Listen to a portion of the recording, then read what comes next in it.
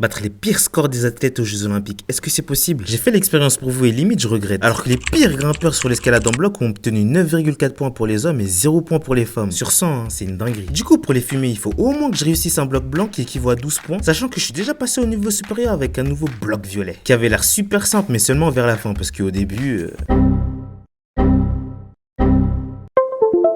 Mais finalement, le plus dur, c'était de trouver la bonne prise pour le départ. Donc au lieu de continuer à chercher pendant 10 ans, je pars comme un bourrin en grippant les deux prises de toutes mes forces en priant pour que ça passe. Et c'est passé, il me restait plus qu'à repérer la prise cachée pour pouvoir effectuer un switch fit. Je rigole, j'ai inventé le mot, mais j'ai réussi avec un temps réalisé de 1 minute et 36 secondes. Grâce à cet exploit, on passe enfin au bloc que vous attendiez tous. Ce qui valent 1 point si je l'ai réussi et me permettra de fumer Mkshebir et ses 0 points. Je parle bien des pistes roja, ça veut dire rouge en espagnol.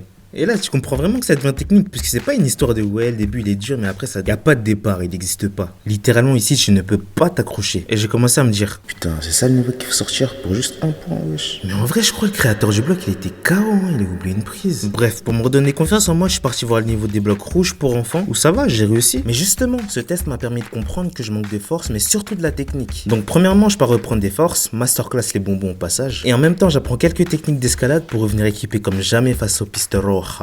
Du coup, sans plus tarder, j'utilise la première technique, la lecture de bloc, qui te permet de visualiser à l'avance le chemin que tu vas emprunter avant de monter. Mais t'as juste à voir ma tête pour comprendre que je visualisais rien du tout et que j'allais encore galérer à trouver le départ. Et c'est là que j'utilise le deuxième jutsu, la technique du talon, qui te permet d'avoir une meilleure stabilité et de moins dépendre de tes bras. Donc directement, j'utilise la technique du talon pour démarrer le bloc rouge, qui était très efficace pour le départ, mais uniquement le départ. Parce qu'après, j'étais en terrain inconnu où il fallait innover. Mais regardez ces prises de Golemont, s'il vous plaît. Moi, j'avais plus d'inspi, je pensais qu'à la technique du talon.